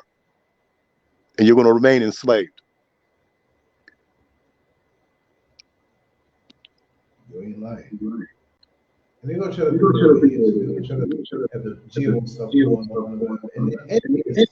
And I find when I see those from different countries, Caucasians, they know I'm not from here, born and raised. This guy's from America. And you look them in the eyes, it's a hope. It's like, it's like they're saying to me in their mind, what are you doing here? What the hell, what are you doing here? You know what I mean? Yeah. They're afraid of waking up to, there's so much land out here. Oh man, there's so much land. And you got people building here, taking their time building. Young folks building here. We got the land. We're going to take 10 years and build this mini mansion, whatever. We're over here right now. All I say is just increase the intensity and speed of what you build, because we don't know what's going to happen. Because like I always said, we had the, I don't say the actual word, but you have the C-19, out here, and it gave us a break a little bit, but there's other things coming. And if you haven't heard it, there's on LANCESCURV.com, there's an impromptu conversation that dropped in my lap last night, and I had permission to record it. And it was just a regular conversation with the brother was saying what's going on in France right now, how they treat black people. And I'm like, I didn't know it was that bad. I didn't know it was that bad. I mean, you have a better chance. I mean, it's bad over there, but for black women, but mainly black men, because we're a threat that way. You'd have a better chance in the deep South back in the 1900s. Walking around a white girl smacking on the backside and Daisy Dukes in front of the Klan meeting. You have a better chance. It's bad over there. Yeah. For real. Not that I condone, white women. I'm just saying I'm making an analogy, but it's. I'm like, what? You don't need to. It's not on YouTube. You need to go on LANCESCURV.com. It's there. It's going to scroll down. Much videos I've been putting out recently. We're going to keep that work going. Yeah, I couldn't believe what I was hearing. Oh, that's bad. Yeah, let me get out of here, man. They control social media over there so that the word doesn't get out. So I couldn't put it on YouTube because they're in cahoots with them. So all these European governments and stuff, they're all tied up as one. So you got to know how to move shoes to get it out there. You hear it from the horse's mouth right there. He talked it, and I do want him to come back. He will. Let's say, well, hopefully in Europe, when the heat runs out up there, maybe some of the Africans will figure out they need to go back home. For real. And a lot of them don't want to come back because they feel as though they're coming back with their tail between their legs. No. Yeah. No. Well, I'll put it this way: it's better to come back on your own accord than come back a refugee. Exactly. By choice. Yes. No choice at all. Yeah, but it's not their pride thing, man. But just hey, don't build there. Don't sink your roots in there, because they're gonna get ripped up or messed with. And all of what is coming to them, you will receive by being up under them, whether you know it or not. I know some friends of mine who are this particular age, they're losing their minds. They did everything right. They went to school, got the degree. I'm not knocking anybody who went and did, but they went to work for a system that doesn't love them. It just wants to use them. They will never give them what they just do in that system, but they still stay little good boys and little good girls. And they continue the system. After a while, they get resentful. because they realize they do. You see, I detached myself from the system many decades ago, and I always knew I was going to leave. Didn't know exactly how, right? But I detached myself. I already knew what was going on. That's why it pissed me off for many decades to see how many of us don't even see what needs to Right. be seen. You tell them, you show them. Not that you're Mr. Know-it-all, it's just that I want to do it this way and show you this, that, okay, stop that, doing that. Yeah, but it's a thing, and it gets to this particular stage in life, they're like, wait a second, this is the life I have? Nah, I don't want that. I want that. For me, it was a summer in particular, summer '77. All my summers as a child coming up, but that particular summer, oh my God, it was sweet. It was like everything was so perfect. I mean, the friends that I had and the lack of responsibilities. Not that I can handle responsibilities now, so that's not it. But it wasn't on my shoulders like that. Although I knew what was coming, I was taught right by my parents. But when you think back at those times and you think about how you thought the world was going to be when you got a little older, you're like, wow, life is going to be good. I know there's going to be disappointments, emergencies. People do transition and it hurts and stuff like that. But I'm looking forward to this thing. And as soon as you get all the trappings of getting older, you get your car, you get your own place that you dreamed of. You're a guy, you said, man, I could have a girlfriend come over and hang out a little bit. But no, you can't. Overnight, are you crazy? So now you finally got your own place, you got your own car, you make your own money, and it's like, wait a second, something's missing. Something's missing here. Then you get older and older and older, and you realize, wait a second, this is an illusion, this man-made world. I don't want to be a part of this thing anymore. Unfortunately, there's some people who say, I don't want to be a part of life anymore, not understanding that system is not life and will never bring you a good life where your soul is saturated in happiness. And of course, it's not going to be happy, happy, happy, Prozac happy all the time, but at least that little flow, those moments you had when you were younger, and you look for them now, and you look for the people who think like you. Like, where is everybody? It's like somebody tricked you. They invited you to a party when you got there, nobody was there. Yeah. Oh, Go yeah. ahead, bro. I'm just ranting. No, this is like I said, what you're saying is true. It's like I said, when we're younger, we're idealistic and we sit down here and we want to go out, we're ready to conquer the world. But say then when you get older, you realize that everything that you have can be taken away from you at a moment's notice. And that's when you come to the reality in the relationship. Like you said, who's got all your money? The gold digger. And like I said, they're spending it hand over fist. They're supporting the war, trillions of dollars, and it's no different than any other charity. How much money is going off to the side here and going off to the side there when you talking about being accountable for all these trillions of dollars? It's like I said, playing in their system. You're the one who has the credit card in your hand. You're the one that's going to get the bill, and it's just like I said, and the bill is slavery. And we don't, like I said, you either get it or you don't get it. They're not just enslaving their children, they're enslaving your children and every other culture's children that's within the continent. And understanding that, it's like, hey, well, either you stay in the game and let your children's children pay for these debts because they'll keep the game going as long as they can, or else you're going to have to sit down and leave them to their own devices. I mean, it's non-sustainable. What they say, the game is non-sustainable. And the thing is, well, you can't keep piling on the citizenry. And like I said, they just had OPEC just came back. It's, hey, well, we're going to have to raise gas. We're going to have to raise the oil prices again. If you aren't producing yourself and you are not making provisions for yourself, then you are subject to somebody else. And that's what you're seeing it in reality. And the thing is, it's like, no, I don't want no part of this. They're sitting down here. I don't. What they say, the game is just crazy now. It's crazy. It's crazy. And there's no end to it because they don't want to stop it. Like I said, it's a bad reality TV show, and I'm trying to turn the channel and just stuck. The knob don't work anymore like all those old TVs. You got Oh yeah. Oh yeah. Mm-hmm. Oh yeah.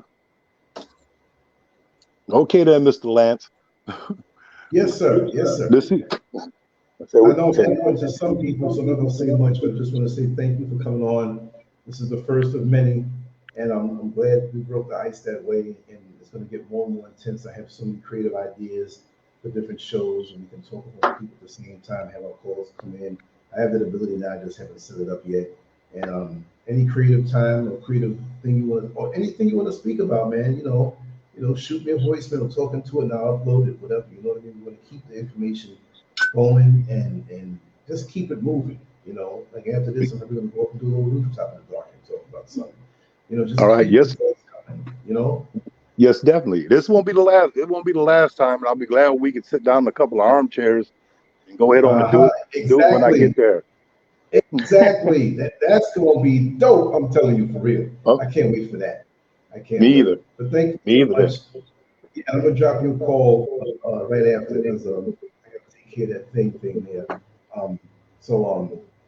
You know, I'll talk to your wife for the moment or something like that. But yeah, looking forward, brother. Thank you, and hopefully someone got something out of this or some motivation to get back. And you say thanks for sharing.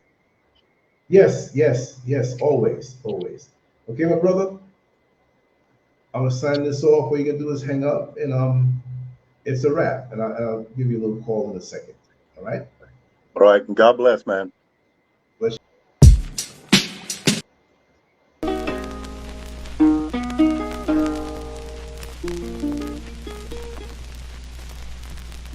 Why are we called Negroes?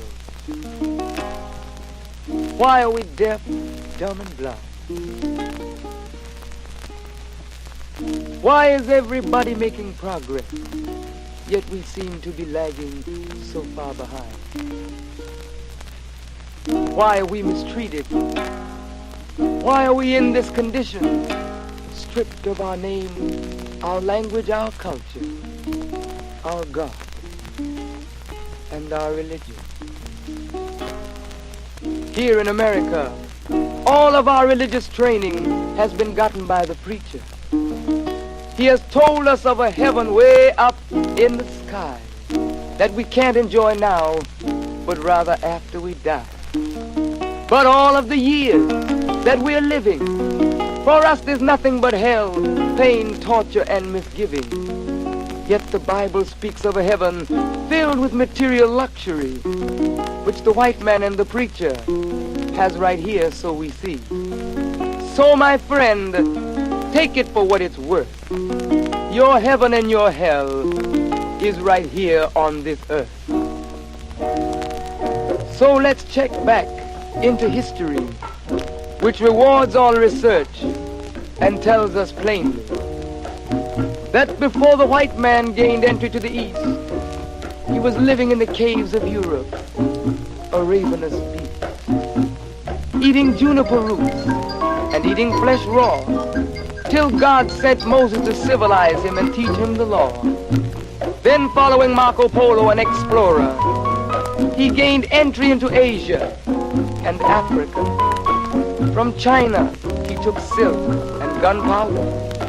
From India, he took jute, manganese, and rubber. He raped Africa of her diamonds and her gold. From the Mideast, he took barrels of oil untold, raping, robbing, and murdering everything in his path. The whole black world has tasted of the white man's wrath. So, my friend, it's not hard to tell. A white man's heaven is a black man's hell.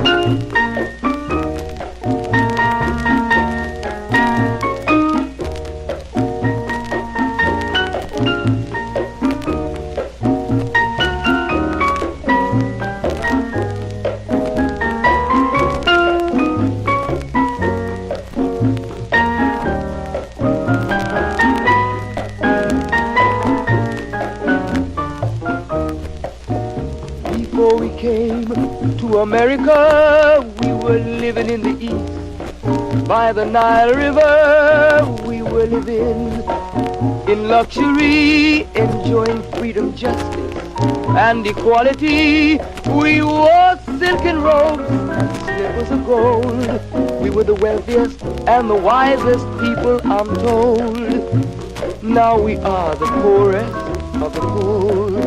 Nobody wants us at their door. So, my friend, it's easy to tell. White man heaven is black man hell.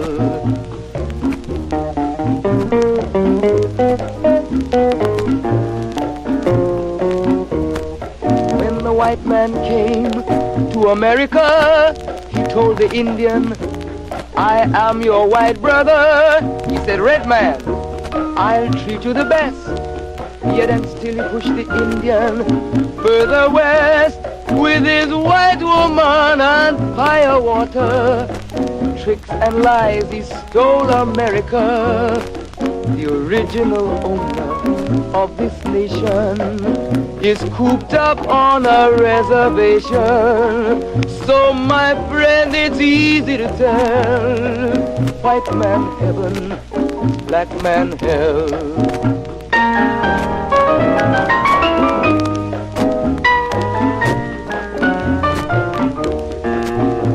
He needed someone to work the land. His back was too weak.